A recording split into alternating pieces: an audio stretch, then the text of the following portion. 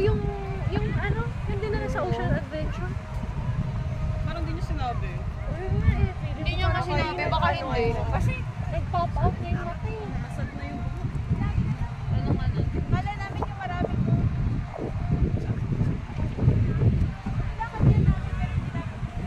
360 degrees.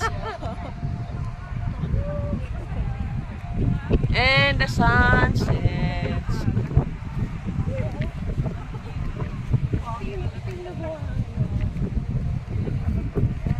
Bili tayo guys ng souvenir.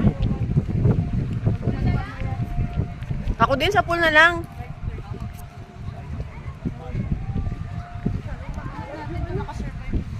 Oo yun, tanong natin, ayun. Oo nga, hindi nag-survive.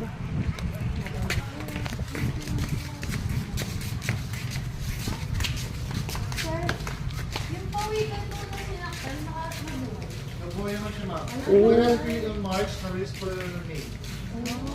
Pero ang sabi ng doktor, hindi naman daw po na-damage yung brain.